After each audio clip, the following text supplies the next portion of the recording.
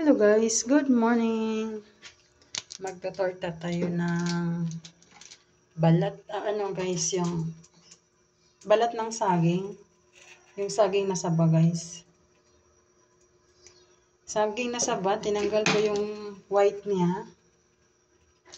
Tapos, nilagyan kong itlog, sibuyas, harina, asin.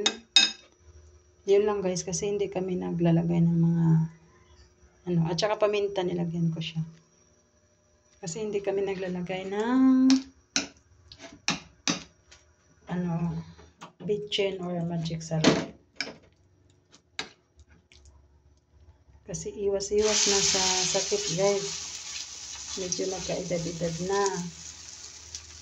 Kailangan iwas-iwas na, diba? Kasi marami nang naramdaman sa ating katawan. Siya guys. Kunti lang, kasi kunti lang yung saging na binili ko kahapon. Yung saging saba, ilalaga, tapos, di ba, kakainin yung laman, tapos babalatan. Tapos yung balat noon, tatanggalin yung nasa white, yung kulay puti na sa ilalim, tapos yun na, durog-durogin. Yan na siya guys, masarap yan.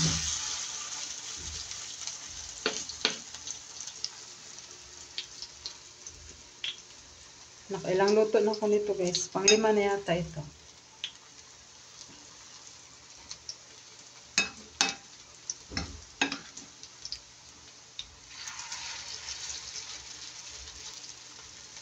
Yan. Hindi mabilog-bilog. Okay na yan. Basta luto.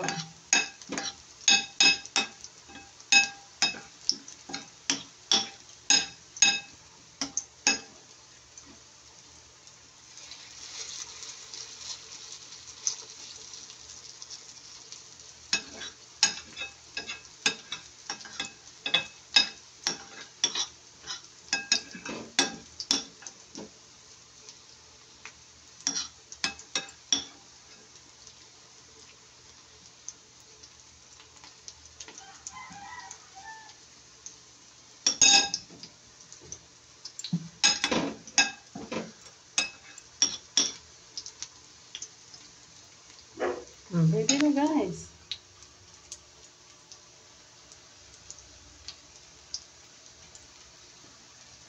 Kaya yung saging natin, pag kumain tayo ng saging na saba, kahit anong saging, basta gusto natin ng magtorta, pwede mo siyang tanggalan yung balat niya na sa ilalim na kulay puti. Ayan na, kulay brown na siya. So, luto na yan. Kaya baliktarin na natin.